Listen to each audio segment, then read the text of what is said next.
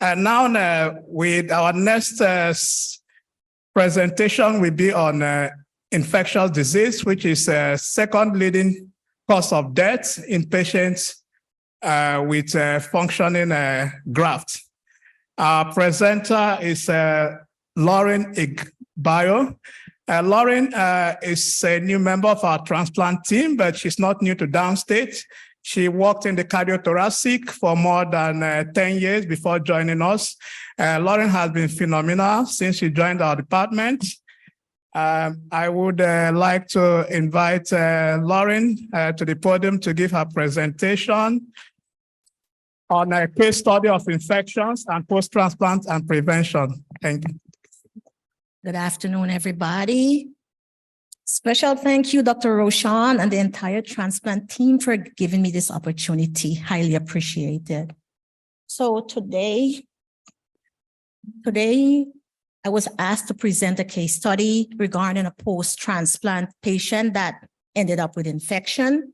So I have no conflicts of interest or financial disclosure. And these are my objectives. So the first will be to present a case with a post-op transplant patient that winded up with urinary tract infection. I also want to identify risk factors for a post-transplant patient with infections, because risk factors are very important. Also to understand the timeline of post-transplant infections and to identify preventive steps for post-transplant infections. Those are measures to prevent infections and other common post-transplant infections. So this case study is about a female, 65-year-old female that underwent her kidney transplant surgery on March 4th of 2022. That's like a little over a year ago. And that it was complicated by a urinary tract infection, unfortunately. So these are our medical history, of course, end-stage renal or kidney disease. And her disease was secondary to nephrosclerosis. She also had a native nephrectomy, secondary to carcinoma in 2019, hypertension. And yes, I already mentioned her cardiac surgery was a cardiac, oh my God, DDRT from the donor was from a cardiac death. And this is the height and the weight of the patient, 149.8. And the weight 89.3 cm. And our surgery was done with thymoglobulin and solumedrol induction, and our CPR is 0. The reason I mentioned those is because they are pretty high immunosuppression, put this patient at risk for infection. And with her case, because her CPR was less than 20%, and she had no history of lupus or any previous transplant, and her CPR was less than 20. So we gave her high dose short post steroid, about 5 days or so. And then she was pretty much off steroid, which is a risk factor for infection. This is a little about the donor profile. The right kidney was utilized. And what's important about this donor was he had history of endocarditis, like about 4 months prior to this donation. And so we were curious, what if this infection transmit from this donor to the recipient? So when the chart was reviewed, we realized that all of the donors' cultures, like 5 consecutive cultures, they were all negative from the blood. So we proceeded. So our surgery was successfully done. And on post-op day 1, she recovered in the PACU or recovery room. And of course, ID was consulted for the positive endocarditis from the donor kidney. And so she was placed on 7-day course of ceftriaxone for that treatment. And by post-op day 2, she had completed her induction, which is thymoglobulin and solumedrol, every doses. Okay, on post-op day 3, she started to make urine, and her graft was functioning well, meaning that she was making great amount of urine. On post-op day 4, she was successfully discharged with her Foley catheter in place. And the ceftriaxone was discontinued because there were no need, because all of the donors' cultures were negative. And so she came back on this, the 7th of March for a routine clinic checkup. And she did a CT cystogram because she had a Foley in place that revealed, or just to assess for a leak. And it was negative. So on the 9th, she returned again, and the vital sign was pretty stable. And the Foley was discontinued. So a week after that, she again presented to the clinic with, she was afebrile, but she had complained of episode of chill a day ago. So because of the chills and, she just did a post-op surgery, a UA was done that was positive, and she was prescribed Cipro for 4 days in the clinic. Keep in mind that she still had her urethral stent in place, which is a high risk for infection. And like a week after, which is March 24th, she presented to the ED now with full-blown chills, headache, and not feeling well. And a review of a system was negative for abdominal pain or any respiratory illness. And her vital sign was pretty stable except for fever. She had a fever of 102.1. Her blood pressure was a little on the high side, 170/80. And she also reported that she missed 2 doses of her Cipro. And so the UA that was sent from the clinic revealed that she had positive nitrites of 64,000 white blood cells. And so she was treated in the ED with Tylenol, IV fluid as usual, vancomycin, and Zosyn. And so she was admitted. And so the urine culture from the 21 also showed 100,000 CFU, that's colony forming units, from her urine culture. And the results revealed that it was it was ESBL, which is very, very common, pretty common with kidney transplant patients. So because of that, we did a CT of the abdomen that showed that she had a collection, slightly bigger than the previous, and there were no abscess. And so ID was consulted because of the ESBL, and she was given meropenem, 1 gram IV Q12 hours for 7 days. And CellCep, we usually hold our CellCep, like Jane mentioned, our pharmacist, when someone is positive, for infection. Yes, and on 4/11, our stent was successfully removed because urology would not remove her stent if she's infectious and without antibiotic. So my midline was placed by IR, and she was sent home with home antibiotic or ertapenem. And CellCep was held until the antibiotic course was completed. And so on the 8th of April, the urine culture was done, and fortunately negative. So she survived the urinary tract infection.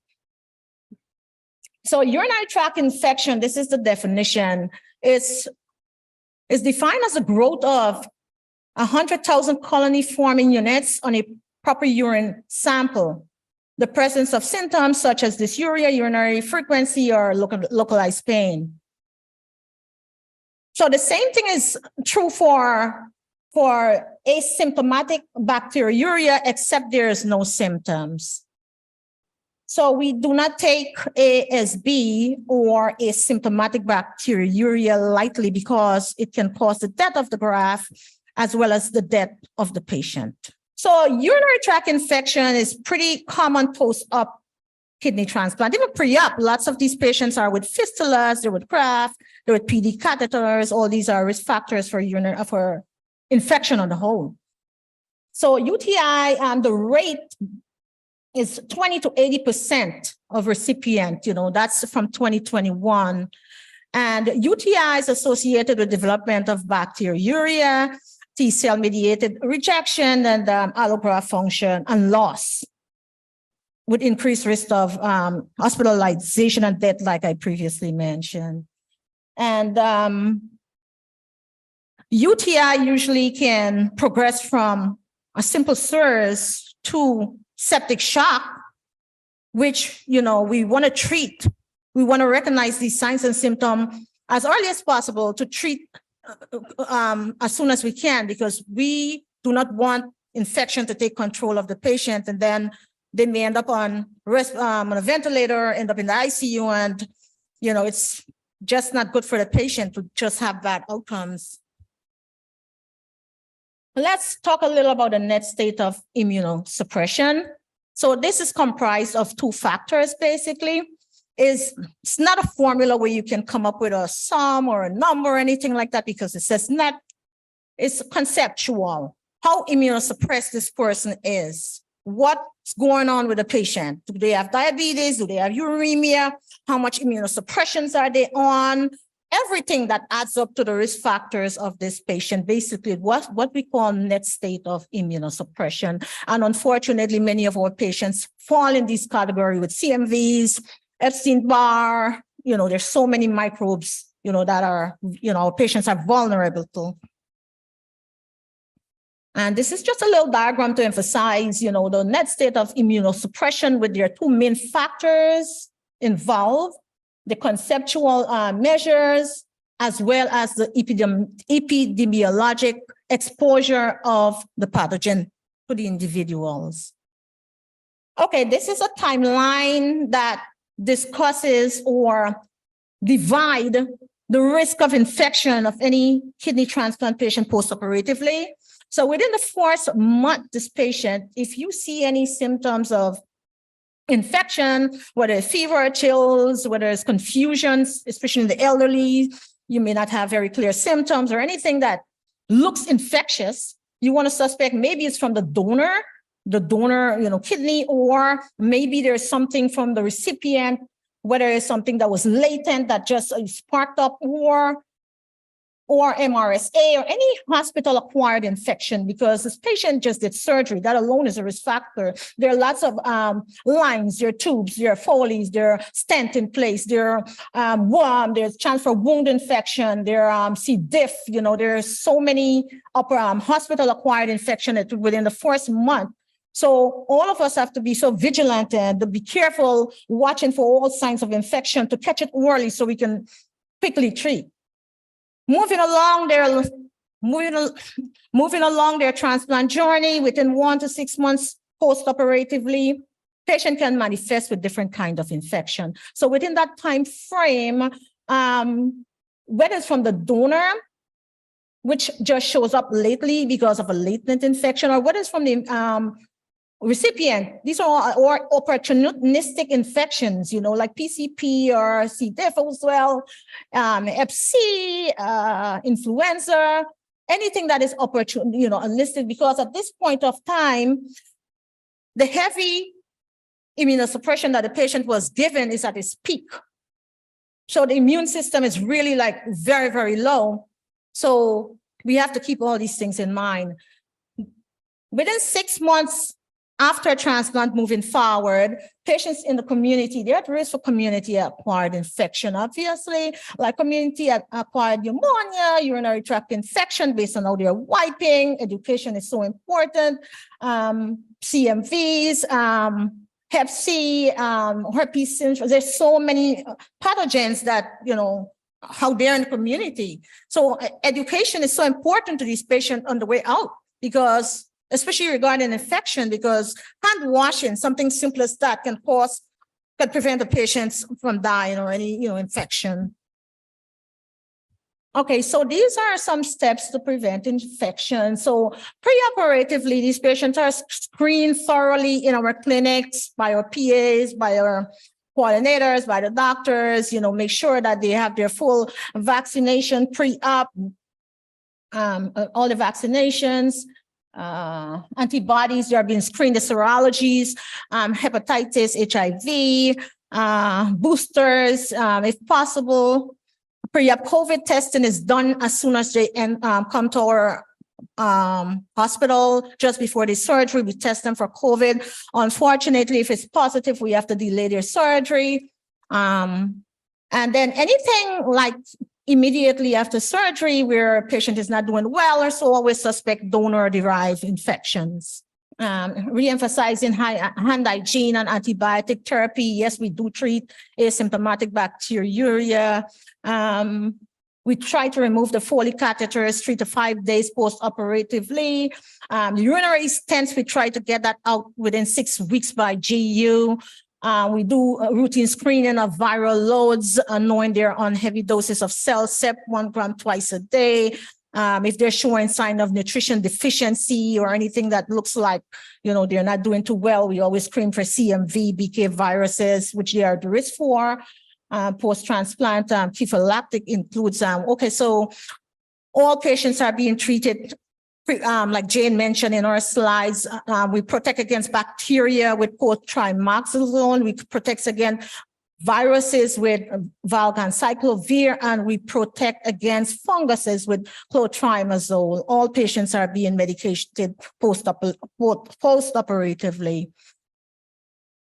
And then as well, post-operatively, we also ensure that they're having their pneumococcal vaccine every 5 years, and post-op surveillance. As soon as you suspect any infection, the first thing, surveillance. As long as you're positive, treat and refer to ID. And I want to close with hand washing is always super important to prevent infection. And these are my references. And if there's any questions. Thank you, Lauren, for providing more insight on the importance of infectious disease post-transplant. This was a very wonderful and excellent presentation. Thank you.